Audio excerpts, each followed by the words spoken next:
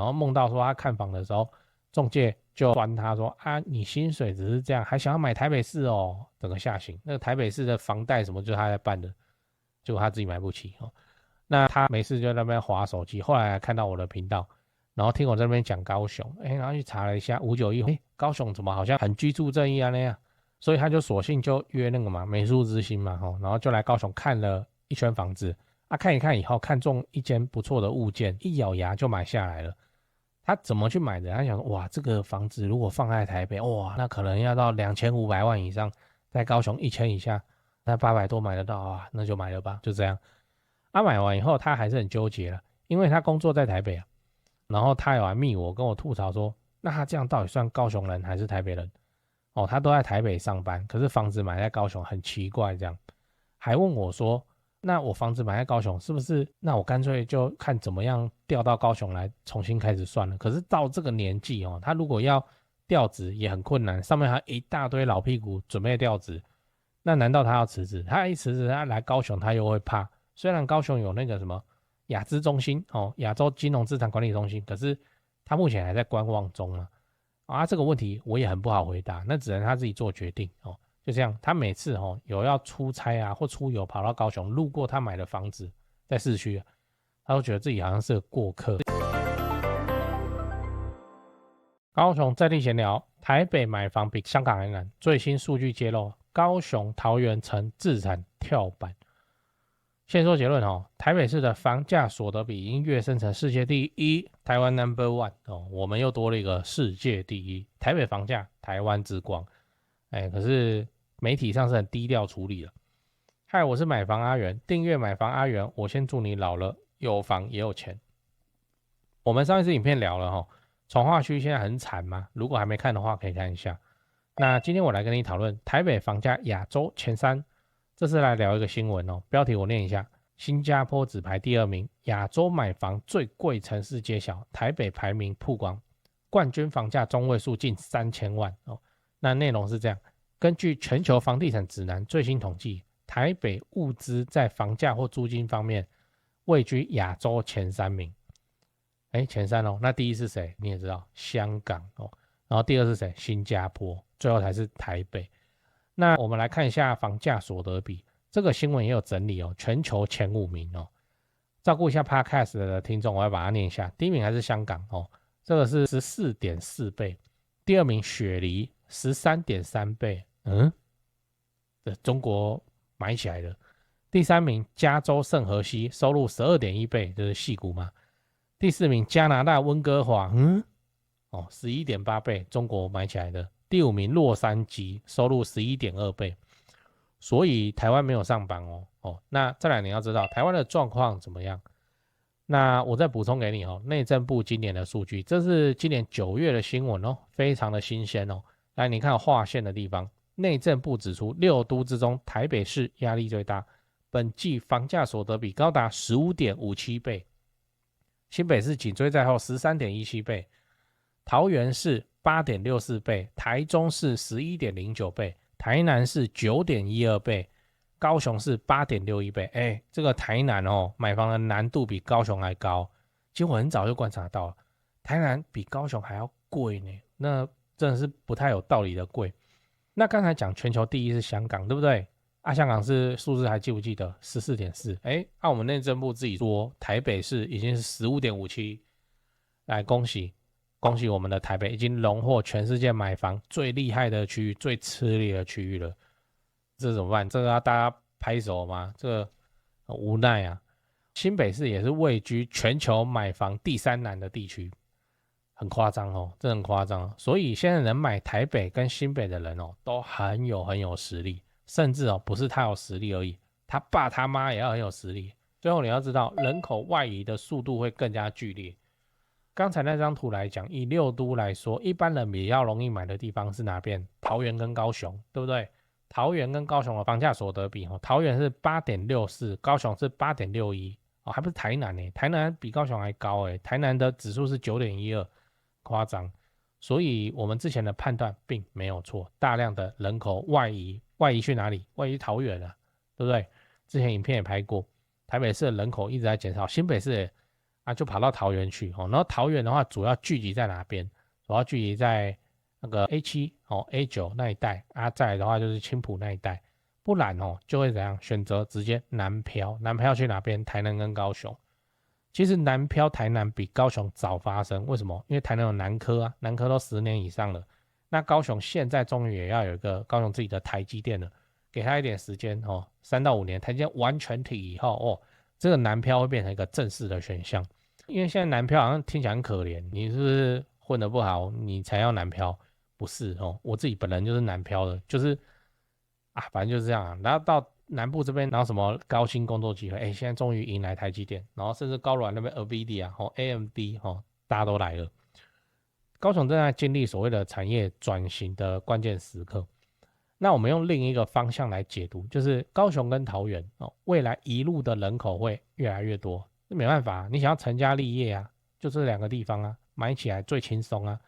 那人口一路变多，也就代表说当地的生活机能会起来。好，生活机能起来是什么意思？你应该也知道，就是房价会起来嘛。以高雄来说，它又有一堆重大建设正在盖，而且我会员影片不是有拍哦，就是分析高雄的重大公共工程建设，我牌子都做好了哦，直播的时候会拿了牌子分析高雄的重大建设。那至少跟桃园相比，是不是高雄的重大建设跟民间投入的量体哦就很高啊？跟6都相比都丝毫不逊色啊。所以相较之后，我还是比较看好高雄的房市哦，然后跑来自产高雄啊，不然我台北人呢，我应该自产要跑去哪里？要不然桃园比较合理吧？硬跑来高雄哦，因为高雄房市这边我看得懂，然后那个桃园那边哦还是有大大小小的风波跟问题。就是可以桃园航空城弄一弄啊，然后弄一弄之后老大被抓了，哎，这问题一大堆。然后你看那个计划是不是几乎就受到很严重的，就不太会动了，就这样。好，总之如果你有其他想法的话，欢迎底下留言跟大家讨论，站来站去也没有关系。最后我想问你你认为台北的房价会持续贵下去吗？应该要讲贵上去A 还是会持续贵上去 ，B 不会。狗都不住 ，C 会动涨在这边都不会动了。对讲个题外话，就是现在的房地产市场很冷清啊，那让你感到害怕，不太敢继续自产。我的看法是这样先说结论，现在是对高雄市低总价的中古屋而言，教科书级别的巴菲特，别人恐惧我贪婪时刻。真的我没胡乱因为高雄市的重大建设跟民间投资跟工作人口都还持续的在盖在成长，都没有停。2026年开始会陆陆续续的启用或是开幕，而且像台积电的正式上班人数嘛，也都还在成长中，还没有完全发酵。以现在的自产周期要出租放生满5年来看现在真的是比去年疯狂的去年还要美的进场时间点。我认真我这种重大建设旁中古屋的流派就是这里好。赚不是最多但是稳健到爆，天塌下来了有预售屋顶着嘛那我都还持续在看呢，你不用怕，因为我们的目标是老了有房也有钱关税台币升值就不过是30年自产周期中的一朵乌云而已，安啊。北高雄、南高雄自产中古屋就找台湾房屋美术资讯店林店长处理，赖就加小老鼠 go go go go 5个 go 加这个赖来慢慢看 PO 给你的房子都挑过都有战斗力的。反正天塌下来了有预售屋顶着了，我们中古屋真的是非常的稳健安啊。台北市新北市自产就找肖店长，赖就加小老鼠掰台北直接看低于实价登录的房子。最后请你购买我买房阿元的 YouTube 频道会员我会挑出能够拉抬房价的重大建设我的高雄自产作业就直接给你抄，1个月250块钱，自产高雄之前上个保险非常的便宜。你有购买会员的话，就我回答问题会详细也认真很多那通常会用到录音去好好讲，这样没有买的会员我就简答。老了有房也有钱，这个目标才是我们的追求。现在就点开资讯栏加入会员，直接开始抄作业。我是买房阿元，加入会员祝你老了有房也有钱。讲故事跟你分享一个会员的故事，如有雷同那就雷同。这次的主角叫小绿然后他最近在高雄买一间房子，准备要出租给别人，但他不是什么包租公他自己住台北台北银行的公司宿舍，我现在还有银行提供公司宿舍这么好的其实一开始小绿根本没有想要去什么台南、高雄买房子，他工作在台北，可是他心里一直都觉得说啊，要买就买台北啦，上班方便啦，然后人上人啦，家庭啊、小孩啊、学区啊什么的。可是等他刚开始那边看房子的时候，台北市的房子你也知道，现实给他迎头痛击，一坪破100万了啊，看得上眼的还能接受的那个80-90那小到不像花了一间套房也都是千万起跳。他自己就银行体系啊，他自己也是觉得很夸张，他也很纳闷说为什么你们客户这些都有办法这样子买他算一算就继续住宿舍，就这样宿舍又超便宜了，所以他每次回去他就在想说自己是不是太废了，打拼那么多年一个小套房买不起。